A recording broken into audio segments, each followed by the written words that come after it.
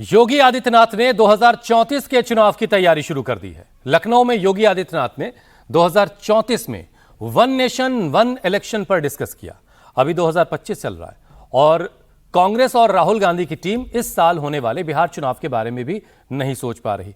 योगी 9 साल आगे 2034 के चुनाव पर फोकस कर रहे हैं। मोदी की टीम इतना आगे कैसे सोच लेती है? जब चुनाव नतीजे आते हैं तो ईवीएम चिल्लाने वाले मोदी की तैयारी नहीं देखते। टीम सिलेक्शन से लेकर वर्क डिस्ट्रीब्यूशन तक बीजेपी की इलेक्शन मशीन कैसे काम करती है, यह खास रिपोर्ट देखिए।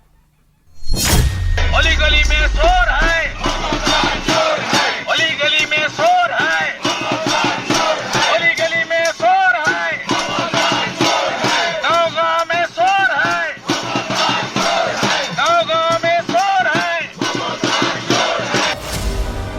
ममता बनर्जी के खिलाफ ऐसा प्रोटेस्ट बंगाल ने पहले कभी नहीं देखा। शुवेंदु अधिकारी ने बीजेपी के प्रोटेस्ट को एकदम चार्ज्ड अप कर दिया है।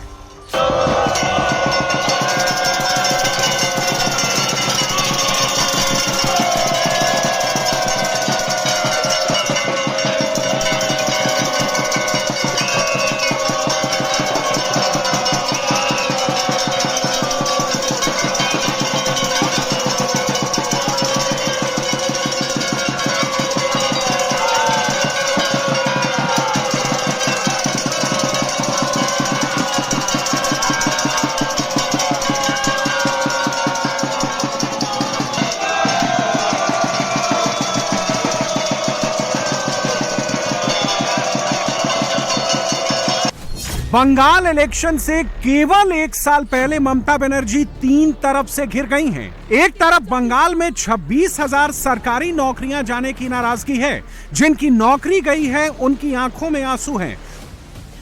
दूसरी तरफ सुप्रीम कोर्ट का क्लियर कट ऑर्डर है जिसमें कोर्ट ने ममता सरकार के करप्शन और कट मनी कल्चर की पोल खोल दी है। और तीसरी तरफ है बीजेपी का एग्रेसिव प्रोटेस्ट।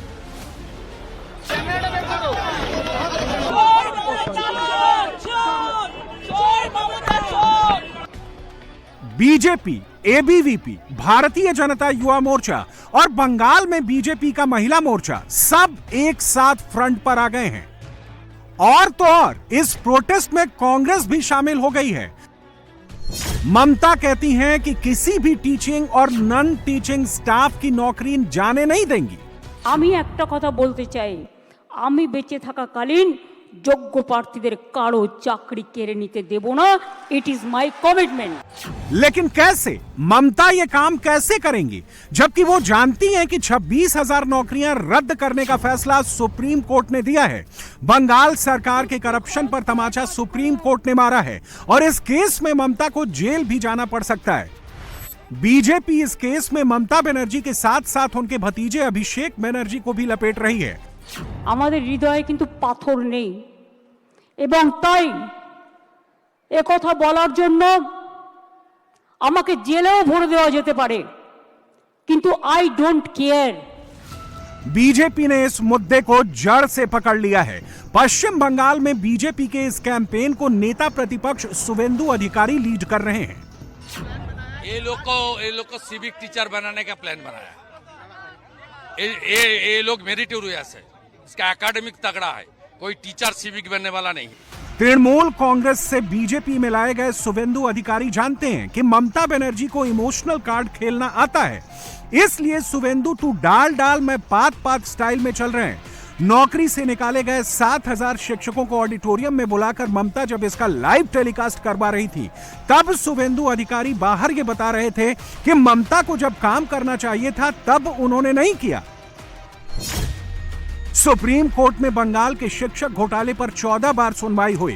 कोर्ट ने माना था कि सारी नियुक्तियां गलत नहीं हैं। कम से कम 19,000 अपॉइंटमेंट जेन्युइन हैं।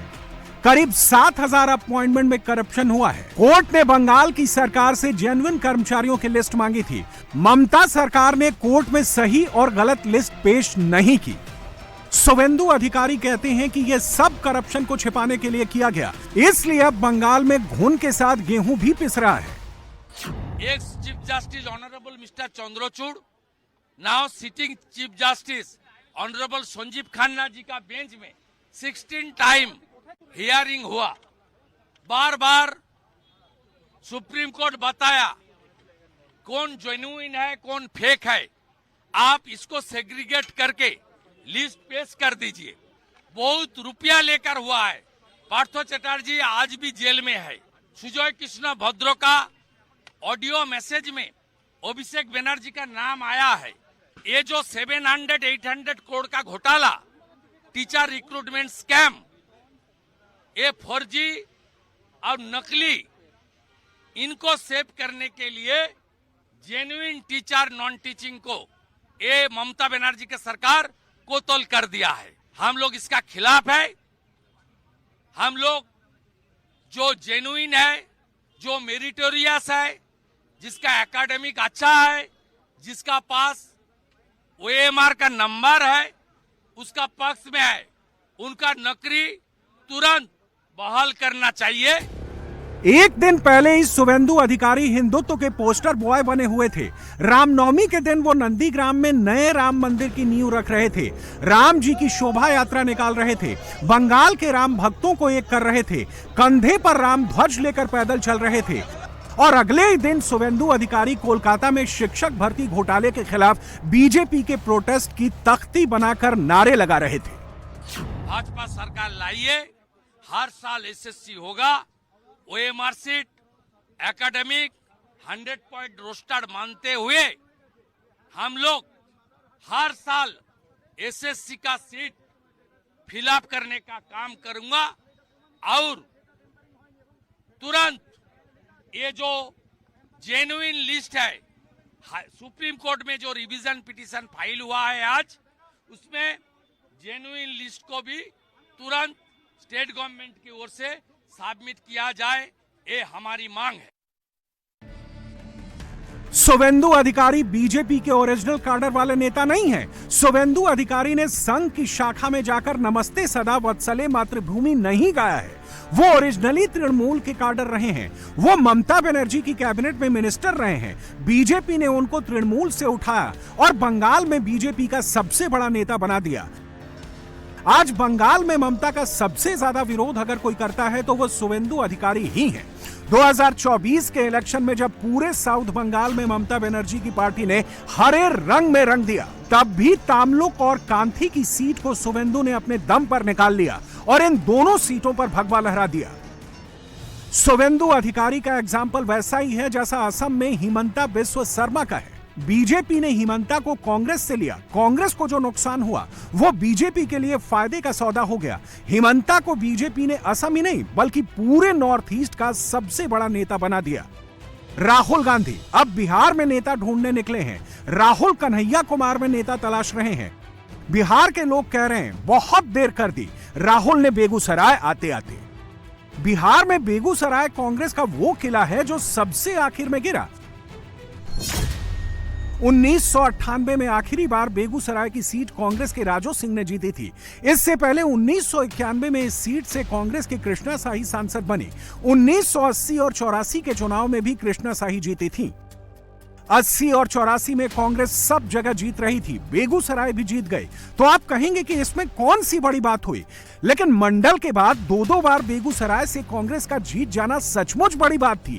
कांग्रेस ने बिहार को लालू के भरोसे छोड़ा तो बेगूसराय भी छोड़ दिया। अब राहुल गांधी ने उसी बेगूसराय में पैदल यात्रा की, लेकिन बेगूसराय की गर्मी में राहुल ज्यादा देर तक नहीं रुक पाए। वो पटना चले आए और संविधान सुरक्षा सम्मेलन करके पटना में भाषण दिया।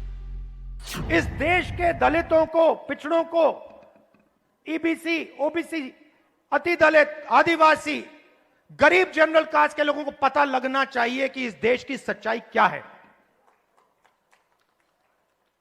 कि 5% लोग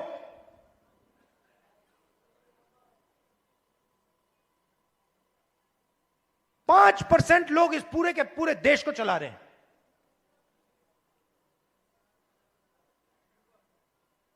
10-15 लोग हैं जिन्होंने पूरे के पूरे कॉर्पोरेट इंडिया को पकड़ रखा है। अदानी, अंबानी, 10 नाम है।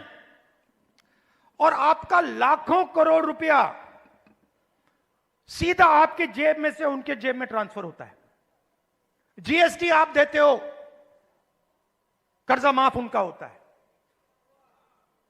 जीएसटी आप देते हो और ठग से कर्जा माफ उनका होता है।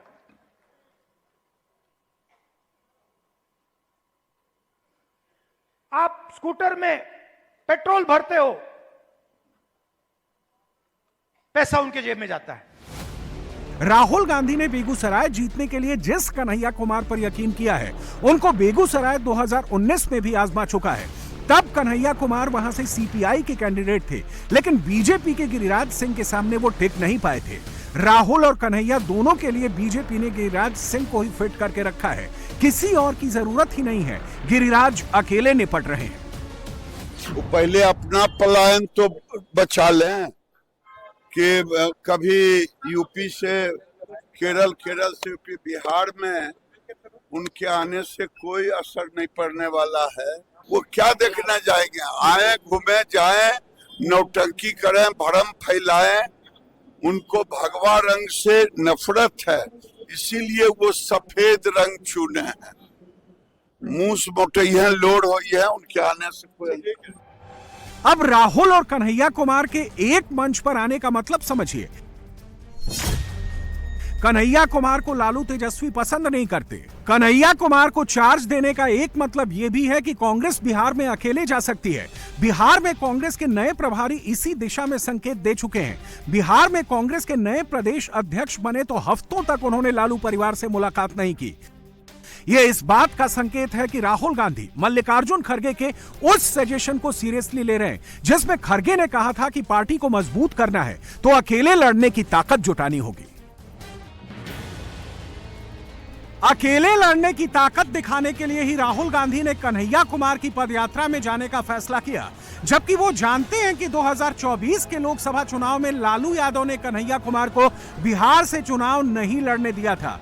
कांग्रेस को मजबूरी में कन्हैया कुमार को दिल्ली लाकर लोकसभा का चुनाव लड़वाना पड़ा।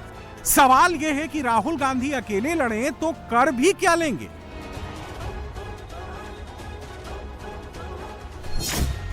बिहार में कांग्रेस के पास संगठन नहीं है। दशकों बाद कांग्रेस ने अब जाकर बिहार के 40 जिलों में जिला अध्यक्ष नियुक्त किया है। यूपी में भी कांग्रेस के पास संगठन नहीं है। 2 सप्ताह पहले ही कांग्रेस ने यूपी में जिला और नगर कांग्रेस अध्यक्ष बनाया है।